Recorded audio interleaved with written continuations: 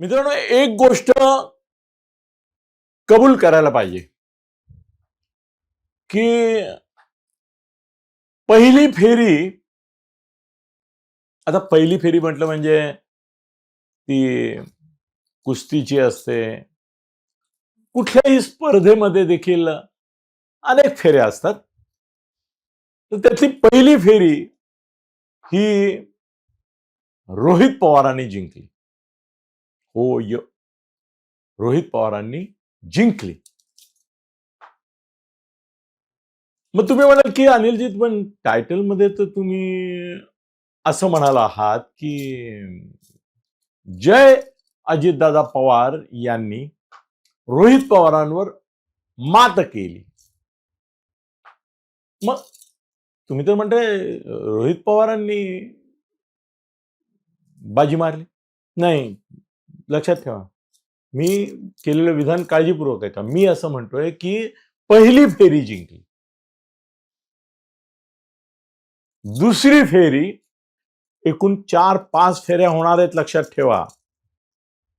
या फेरीमध्ये, पहिल्या फेरीमध्ये ही जी काय तुम्हाला म्हणायचं म्हणा, झुंज म्हणा, संघर्ष म्हणा, लढाई म्हणा, शर्यत म्हणा, डावपेच म्हणा, कुस्ती म्हणा, काही म्हणा, पण याच्यामध्ये पहिली फेरी रोहित पवारांनी जिंकली. दुसऱ्या फेरीमध्ये जय पवार उतरले.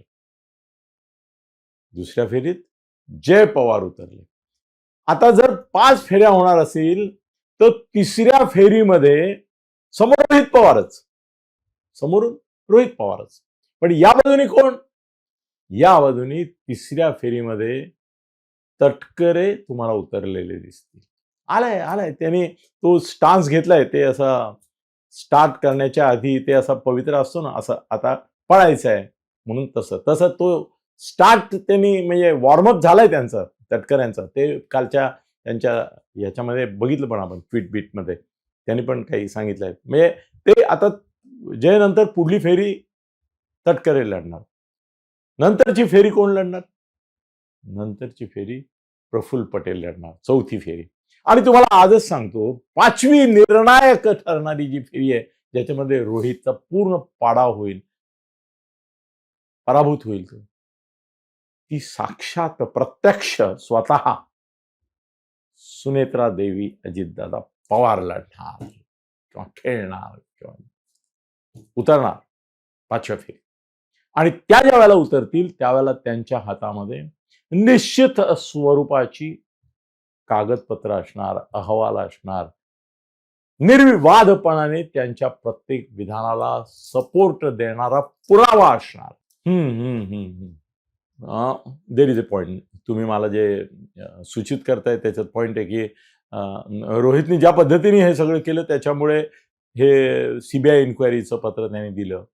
हे खरं आहे, हे खरं आहे. पण तरी मी असं म्हणेन की ठीक आहे, त्यांना भाग पाडलं का? तर हो, भाग पाडलं. पण ज्यांनी ते पत्र सीबीआयचं दिलं, याच्यामुळे एक झालं की रोहितचा जो एक मेन गेम प्लॅन होता की तुम्ही गप्पा आहात, आम्ही बोलतो, तुम्ही गप्पा आहात, आम्ही बोलतो, आम्ही मागणी करतोय, आम्ही चौकशी बघतोय. तुम्ही काय केलं? तुम्ही कुठे संशय व्यक्त केला?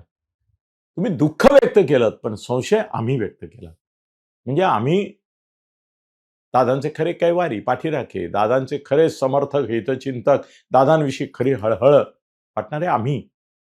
पण जयनी याच्यामध्ये पुढाकार, माझी माहिती आहे म्हणून मी सांगतो की हे पत्र देण्यामध्ये मी असं म्हणेन की जय हा तुम्हाला माहिती आहे ना, तुम्हाला पार्थबद्दल बऱ्यापैकी माहिती टीव्हीवर येते. जयबद्दल फारशी माहिती नाही. तर तो basically is a managing director character आहे त्याचं, आणि कॉर्पोरेट कॅरेक्टर आहे. आणि तो कॉर्पोरेट सक्सेसफुल एक चेअरमन, मॅनेजिंग डायरेक्टर आहे. उद्योगपती आहे तो उद्योगपती आहे. उचापती आहे राजकीय, हा त्याचा विषय नाहीये खरं म्हणजे. पण आता तो लक्ष घालतोय आणि मॅच्युअर आहे. आमचा पार्थ जरा थोडा अजून मॅच्युअर व्हायचा आहे. अजून टक्के टोणपे खातोय, शिकेल हळूहळू. पण he is a mature person. मी खूप माहिती घेतली आहे कुटुंबाची आता मधल्या काळामध्ये. Is a mature person. त्यामुळे माझी जी माहिती असे की जयनी हा पुढाकार घेऊन फॅमिलीमध्ये आधी डिस्कस केलं. म्हणजे फॅमिली म्हणजे ते तेवढेच आहेत, सुनेत्रा वहिनी, पार्थ वगैरे यांनी, आणि पटेल आणि प्रफुल्ल आणि सुनील तटकरे पण आता almost like a family member to them. आज त्या कुटुंबामध्ये त्यांचं स्थान आहे. खरंच अजितदादांच्या भावासारखंच आहे त्या दोघांचं. हे यांना काय म्हणायचं ते म्हणू दे. पण तिथे हे केलं की हे सगळं आपण चौकशी करत नाही आहोत, या पद्धतीने करून आपल्यालाच कुठेतरी याच्यात गोवण्याचा प्रयत्न आहे, बदनाम करण्याचा प्रयत्न आहे. तर आपण चौकशीची मागणी केली पाहिजे आणि सीबीआय चौकशीची करूया. आणि अर्थात हा विषय फडणवीसांकडे झाला. माझ्या माहितीनुसार फडणवीसांनी सांगितलं की हे मी सुचवणार होतो तुम्हाला की अशा चौकशीची मागणी करणं योग्य आहे, आवश्यक आहे, आवश्यक आहे आणि होईल. आत्ता पुढल्या 2-4 दिवसामध्ये तुम्हाला ही अनाउन्समेंट आलेली दिसेल सीबीआय चौकशीची. आता रोहितला कळलं की सीबीआय चौकशी होऊ शकते, होणार आहे ना. आता मला जर माहिती की सीबीआय चौकशी ऑर्डर होतीये, त्याला कळणारच. त्याचे सोर्सेस आता आहेतच पोचलेले, पॉलिटिकल सगळ्या पक्षात आहेत परत त्याचे, तर त्यामुळे त्याला कळलेलंच आहे. तर त्यांनी आता काय केलं की आता इंडियन एजन्सी पण नको, आम्हाला फॉरेनची एजन्सी पाहिजे, आम्हाला परदेशी एजन्सी पाहिजे चौकशीला पण. या देशात तुमचा विश्वास नाही आणि चौकशी समितीत कोण हवं त्याची नावं दिलीत त्यांनी. त्याला राहुल गांधी हवाय त्याच्यामध्ये, आहे ना. म्हणजे त्याची मागणी किती खतरनाक आहे बघा, की त्याला जी चौकशी हवी आहे ती अशीच हवी आहे की जी रोहितला हवे ते निष्कर्ष काढून देईल आणि हा अपघात नाही तर घातपात आहे असं सांगेल, अशीच चौकशी समिती असावी असं त्याचं मत आहे. तसाच प्रयत्न आहे, तोच डाव आहे, तोच गेम आहे.